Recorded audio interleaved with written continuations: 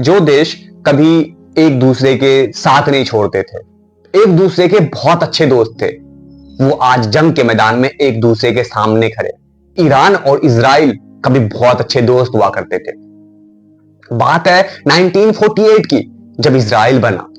मुस्लिम किसी देश ने उसका साथ नहीं दिया, सबने ठुकरा दिया। किसी ने मान्यता नहीं दी कि वो भी एक देश है। लेकिन ईरान उस समय उसके साथ खड़ा था। उस समय उसने मान्यता दे दी। उस समय ईरान के शासक हुआ करते थे शाह रजा पहलवी। उन्होंने गुप्त रूप से मान्यता दे दी कि यह भी एक देश है, और दोनों मिलकर सहयोगी में, पार्टनरशिप में काम करने लगे। तेल और हथियार खूब बेचा, खूब प्रॉफिट भी कमाया। फिर अमेरिका और इजराइल ईरान के बहुत करीबी हो गए।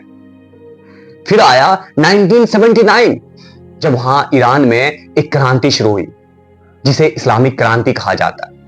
वहां के लोगों को लगा कि हमारे धर्म और हमारी संस्कृति पर अब खतरा हो सकता है, अब खतरा हो रहा है शाह के द्वारा। तो वहां पे एक क्रांति शुरू हो गई।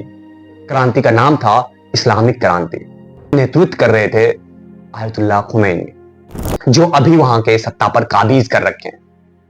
उन्होंने आया एक नई सोच के साथ, एक नए सपने के साथ, ईरान को नया बनाएंगे। शाह को देश छोड़कर भागना पड़ा।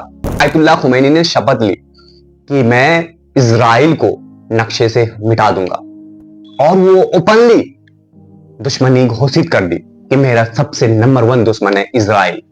उन्होंने इजराइल को ज़ायोनी दानव कहा, और वहीं से शुरू हुई दुश्मनी। दोनों के बीच दूरियां इतनी बढ़ गई कि अभी रिसेंटली 13 जून को इजराइल ने ईरान के न्यूक्लियर साइट पर हमला किया।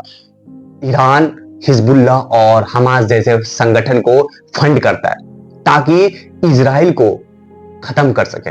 अभी के समय में दोनों देशों के बीच युद्ध जारी है। दोनों देशों के युद्ध का असर पूरी दुनिया में दिख रहा है।